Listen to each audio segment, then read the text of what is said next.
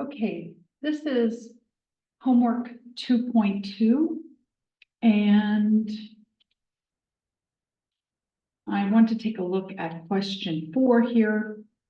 If f of x equals ax plus b with a not equal to 0, how are the 0 of f and the x-intercept of f related? So we're talking about a linear function because think of this, a is a constant. It could be m. F of x equals mx plus b. But since we're in the discussion right now of linear equations, they put it in this form. Because remember, a linear equation has form ax plus b equals 0. So how are the zeros of f and the x-intercept of f related?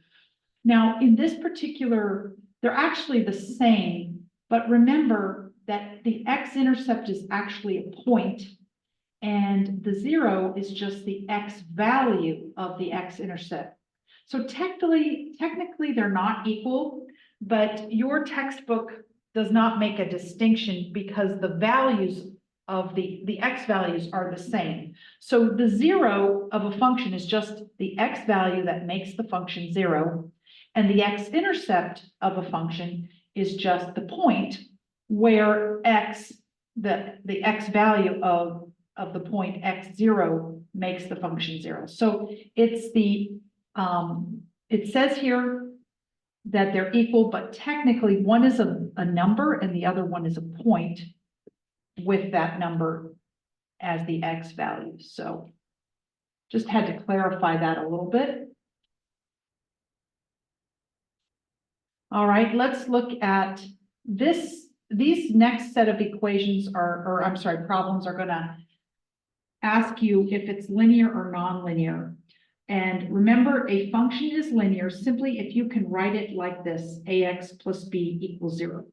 And here, all you have to do is bring the 5 to the other side of the equation, and you would get ax minus 10.2, when you subtract 5 from both sides, equals 0. And so it is in this form ax plus b, so it's linear. So that's all they're asking on these problems.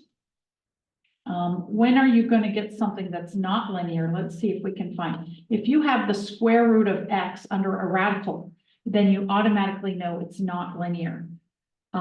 If you have a number under the radical without the x, that's okay, because the square root of 2, for example, is a real number.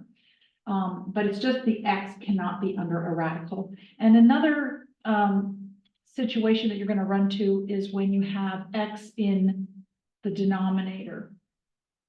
So let me see if I can find an example of that. It's okay to have numbers in the denominator, you just don't want to have x in the denominator. So this is actually a linear function, even though it doesn't look like it. I'm not finding one here, but all right, let's look at this problem here.